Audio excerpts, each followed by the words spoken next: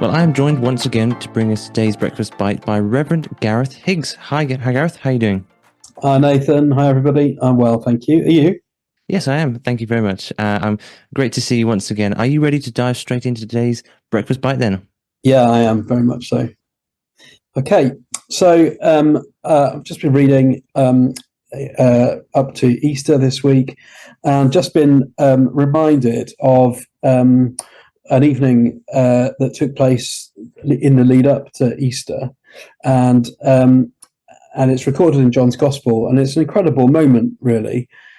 Because it's a point where Jesus decides that he's going to wash the feet of his disciples, and you can find an account of it in John's Gospel, chapter 13.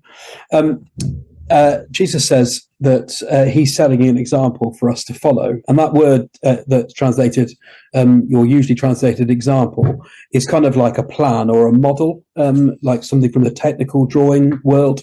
So if you kind of trace the outline of a mold or a design, you can carefully copy what's already there. That's what he means.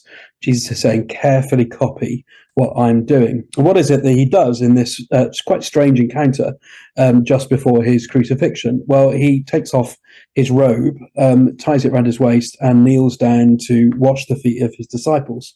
He deliberately does something that not even Jewish slaves commonly did. It was reserved for Gentile slaves, and Jesus is in a community of Jews at the time. So he's deliberately positioning himself as kind of the lowest of the low in that little group of people.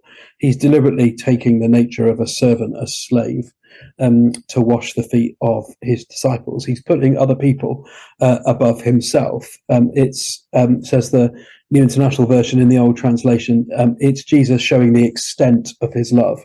It's not just an example to follow, but actually it's a demonstration of how wide God's love is, that he would stoop even to serve the fallible and mistake-prone disciples, even Judas, who is about to betray Jesus. And it's a good pattern for us to mirror. It may not be that washing people's feet is the exact replica. In fact, probably a more kind of closer equivalent would be for us to go around and wash people's bathrooms and toilets for them if we really wanted to. But and that might be something we want to do as an act of service. But actually, it's just the general pattern of preferring other people to ourselves, that general pattern of loving action and service. In our culture, love is often mixed up with romance and sentiment and feeling. And of course, that's a part of what love is. But love is, in the Bible's understanding, more akin to action. You show and demonstrate and act out love. It is something that you do rather than you feel. And Jesus is modeling that as he serves his friends. But of course, it's something else going on too. It's a foreshadowing of what's to come a few hours later in the setting of this passage. Jesus will go on to be crucified, then he'll go on to be raised again. And in his crucifixion, he's not washing not just feet, but he's washing, cleansing, making clean hearts, minds, lives, souls. The complete washing of transforming of our very inner being. And there's this kind of dialogue where some of the disciples say, I don't need to be washed, and of course they're uncomfortable with Jesus taking such a lowly thing. But they understand, and they have this moment of recognition when they understand that actually they need to be kind of washed by Jesus symbolically. They need their entire lives to be washed. And we each need that. Whoever we are, the one thing that, wherever we're listening to this today, the one thing that binds us all in common is that we're imperfect, mistake-prone people. We mess up, we make wrong choices, we do things where our motives are mixed.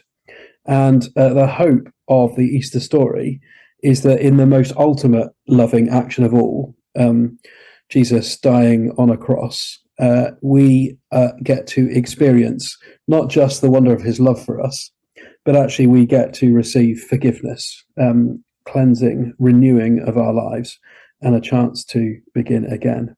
And then having received that from God, we go back to the beginning and repeat the cycle of showing loving action and loving kindness to others, that they might see him in the things that we do. So Jesus shows us an example to follow, that of suffering and servant-hearted, loving action. And that is in itself a picture of the most ultimate loving action of all, where he dies on a cross for everybody, no matter who they are, where they've been, what they've done. He offers forgiveness and new life for all. Thanks so much, Gareth. That's a really good thought for us. And I like what you say about Jesus taking on the lowest of low positions possible. It's something that even the Jewish slaves wouldn't have done. It's quite a powerful symbolism in that, isn't it? It is. And I think, again, it's just a reminder of the whole kind of story of Jesus, really, that he leaves the splendor and the glory of heaven and he comes down into the mess of earth. And he's not afraid of that. He gets stuck in where it counts to clean us up. And it's another image of the kind of incarnation, what God does for us in Jesus. Yeah. And I guess because we see Jesus as an example, if we want to follow him and if we want to, I suppose, to do what is right, considering the fact that he sacrificed himself for us, we need to follow his example and make sure we put others first and be willing to go into those lowly positions and serve where God calls us. Yeah, that's right. I mean, there's a temptation always, isn't there, to want fame and recognition, but serving where there's a need is a great way to honour God and to honour others above ourselves. Yeah, absolutely. Well, thanks so much, Gareth.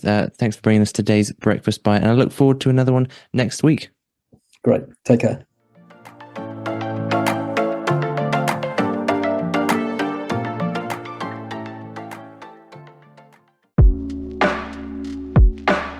Pure 24/7 radio is listener supported, which means we are free, online and always pure because of the generous support of our listeners. If you would like to contribute financially, please visit pure247radio.org. If you'd like to find out how we use your money, please visit the Our Cost section. Any donation of any size will help keep us on air and broadcasting for free. Thank you.